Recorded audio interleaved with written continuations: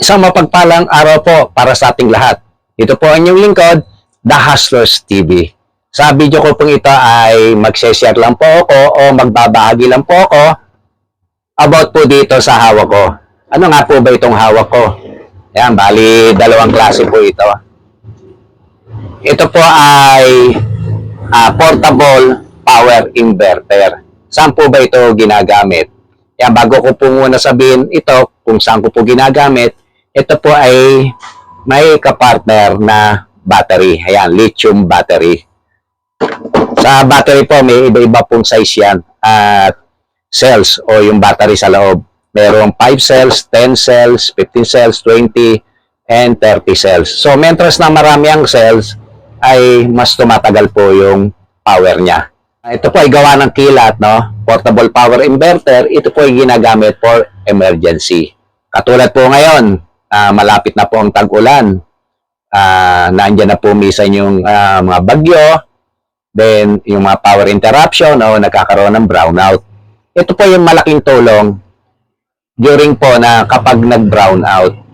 Ito ay magagamit po natin. Let's say nawalan po ng kuryente, makakagamit po tayo ng electric fan, makakapag-charge po tayo ng mga cellphone, pwede po tayo mag-laptop, mag-computer. Basta ang kaya lang po nito ay depende po sa watts po nitong power inverter. Ang model nga pala nito ay Kilat Portable Power Inverter. Ayan, KPP 103. So, yung power nito, ang nakalagay po dito, ang AC output power ay 120 watts. So, ito po yung AC output. Ayan, pwede tayong magsaksak dito ng electric fan, extension, para kung gagamit tayo ng computer o electric fan. Ayan. Then, ito namang, itong tatlo na to, ito yung USB type, to dalawa, at ito naman ay Type-C. So, bali ang output niyan ay 20 watts. Yan, bali yung tatlong yan, 20 watts. So, yung input voltage, ito, 18 to 21 volts. Kahit alin dito sa mga lithium battery na yan. So, yun yung magsusupply dito para gumana ito. Then, itong white USB power, DC 5 volts, 3 amperes maximum. Tapos, itong orange naman na USB ay DC 9 volts, 2 ampere maximum. Then, yung Type-C, ito. Type-C, output power niya ay DC 5 volts, 3 amperes maximum. Then, itong LED bead, no, quantity ay 15 pieces. Ayan, maliwanag yan. Then, yung pinaka-LED power niya ay 6 watts. So, ang ilalagay nating lithium battery dito ay kagaya po nito, 18 volts to 21 volts. Itong malaki na para tumagal po yung power. So, isasaksak na po natin, no?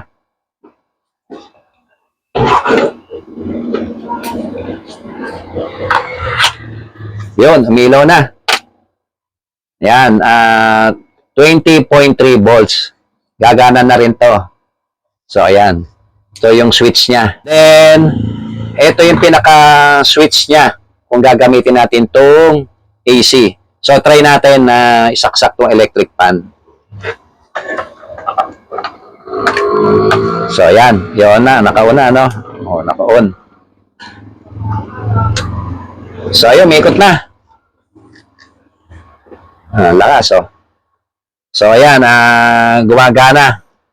20.1 volts. Ngayon, pwede pa nating, let's say, kung ito ay USB, no, to electric fan, pero may adapter siya, 5 volts, pwede rin nating isaksak yan dito, pero USB na ang gamitin natin. So, sa white.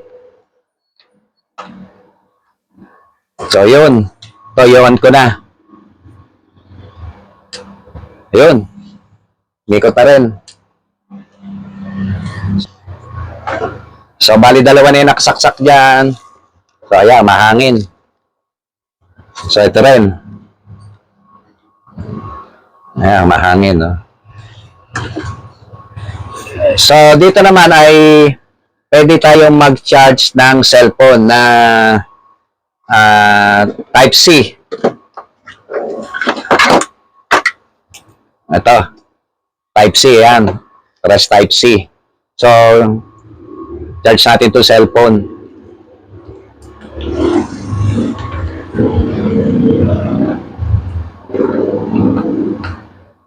Ayun. Ayun, gumana. 35%. So, ayan, sabay-sabay siya. Tapos ito, wala akong 9 volts no? So, hayaan na muna natin to. So, kung gusto pong magsaksak ulit ng isang electric fan pa o gagamit tayo ng computer, mag-extension na lamang. So, ito naman itatry ko. Ito kasi dalawa. Ayan, tatry ko naman to. So, kaya no, tumatakbo na, nagbawas na siya, 19. So, dito, depende sa load niya, itinatagal. Pero kung mga 2 hours, kayang-kaya nito. Depende sa inyong gagamitin. Kung ang gagamitin nyo lang naman, ganito, mahihina. Pagcha-charge ng cellphone, ay tatagal po siya kahit mga 4 na oras. Laking bagay na rin po yun, no? Pwede niyo rin gamitin dito yung modem. Kung meron pa kayong isa, kung gusto nyo may internet, saksak nyo lang po dito yung modem. Okay. So, ito naman ang testingin ko ito isa. Switch off mo muna.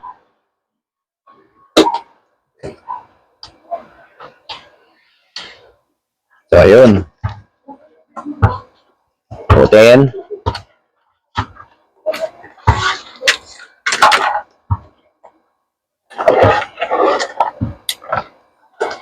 So, ang pagtatanggal lang nito ay napakadali. Ito, ipe-press lang. Ito. Patulak. Ayun. So, ito naman ang gagamitin natin itong isa. Ay, pag-charge nga pala nito, no, ng battery, ayan, meron akong 3 klase ng, o 4 pala na klase ng charger. Ito ay 3 amperes na MT o multi-type, dual duct. Ito naman isa, ayan, single duct naman na multi-type din, no? Then, ere naman, DC jack. Ayan, 5mm. Iba-iba po kasi ang pinaka-jack. So, zero pa yung isa.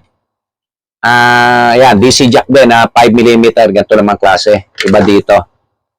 Ayan. Maraming klase po ang charger. Basta importante po ay yung volts niya. Dapat 18 to 21 volts. Ang ampere, 0.5 amperes to 3 amperes. Pero bihira naman po ang 3 amperes. Ito po is 2 amperes. At ito naman ay 1 ampere. So, ito ay 2 amperes at ito naman ay 3 amperes. Ayan, paano ba gamitin ito? Ito muna natin gamitin. Itong MT type, no? So, saksak ko muna. So, ayan, nag-green siya. So, nag-red. Ibig sabihin ay nag-charge siya. So, pagka nag-green, ibig sabihin ay fully charged na. Tatry natin dito sa isa. Ito. Try ko to. Baka ito ay fully charged.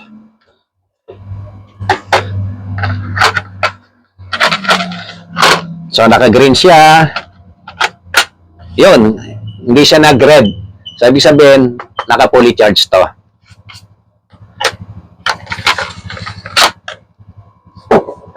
Ito, pwedeng dalawa isaksak. Try nga natin, no? Hindi ko pa natatry na isang green at isang red. Ayan, naka-green siya.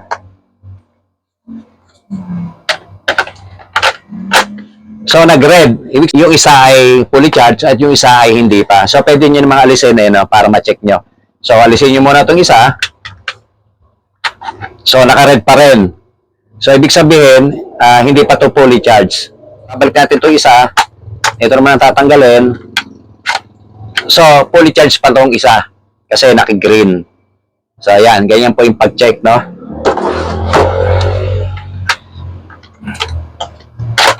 Ito po ay dalawa po yung pinaka-port niya. So, ito ay single. So, yung ano naman, DC jack, dito naman niya isinasaksak. Ito, ayan. Dito naman. So, ayan. Ganon din yan. Kapag isinaksak nyo ay red, ibig sabihin, kulang pa sa charge. Pero kapag nag-green na, hugutin nyo na. Fully charged na po yan. So, ayan. Ganyan na po yan, no? Then, subukin naman po natin ito isa. Ganon din po ang pagsasaksak. Kaya makikita nyo naman, no? Yung position niya. Yun. Ito ang pagkakaiba, umiilaw na. Oh. Kahit di pa binubuhay. At ito ay walang LED light na katulad dito. So, tatry natin to electric fan. So, ayan. On muna. Ito ang on and off niya. Ayun, 21 volts. So, sasaksak ko to electric fan. So, ayun. 1, 2, 3. O, ayan. 1. Ayan yung 1. Ito yung 2. Then 3. So, ayan. Number 3 po siya. And then, ito, gamitin po natin yung isang outlet, no? Gamitin natin dito.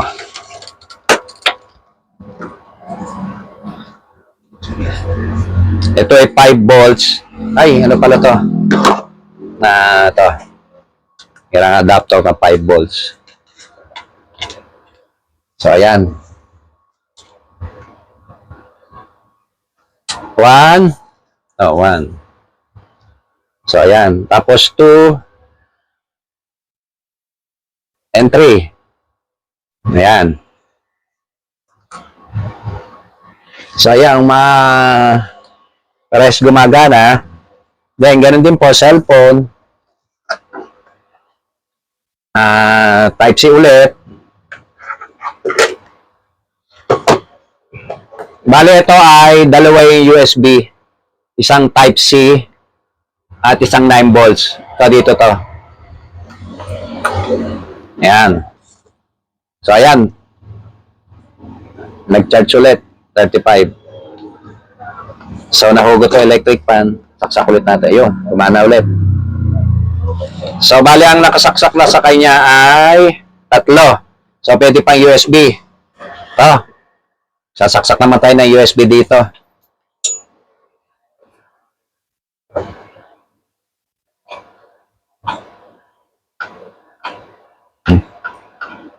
Ayan. So, ito, isang cellphone ulit. Yun. So, bali ang gumagana ay 4 na. So, meron pa isang slot na USB, 2 pa. Ito, 9 volts. Wala kasi ako 9 volts. So, ano ba pwede natin isaksak dito? Ito, ano ba to? Ito, USB rin. Ito, USB. Saksak ulit. So, ayan, USB. Ayun, gumana. Gumagana rin. Ayan. Off. Nope. Yeah, off. On. 2, 3. Off. So, ayan, nagana lahat. So, napakalaking bagay. Ayan, no? Ito naman ay battery operated na. Hindi mo na kailangan gumamit pa ng power inverter. Mismo itong battery na. Ganun din. Ayan. Tapos, saksak na ulit. Then, on. Yun. Lakas. Lakas. Lakas.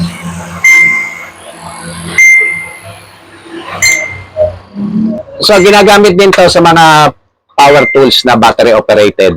Ito yung pinaka-battery niya. So, wala lang ako ditong tools na para matesting. Basta kailangan yung nakasaksak sa kanya ay kaya ng watts. Sa mga 120 watts po na appliances ang sinaksak nyo, kaya. Maaaring tumagal po ito ng, depende po sa battery, no? 2 to 4 hours. Ngayon, kung meron pa kayong extra battery, ako meron ako eh. Marami akong battery, oh. So, ayan. Marami akong palit-palit. Mga naka-fully charge po ito. So, ayan, yung mga battery ko. Oh. Ayan. So, hanggang dito na lang po. At sana ay makatulong sa inyo ang video kong ito. At kung ito po inyong nagustuhan, baka pwede makahirit naman po ng isang like dyan. At para naman sa mga bago pa lang sa aking channel at hindi pa po nakakapag-subscribe, please subscribe at pakihit na rin po ang notification bell para ma-notify kayo at updated po kayo sa mga video na aking ina-upload. Hanggang dito lang po, muli po ang inyong lingkod, The Hustlers TV. Thank you for watching, keep safe, and God bless. Oh, lagyan po natin ng battery ito. Ito, bali 15 cells. Ayan. Yan. So, ayun, no?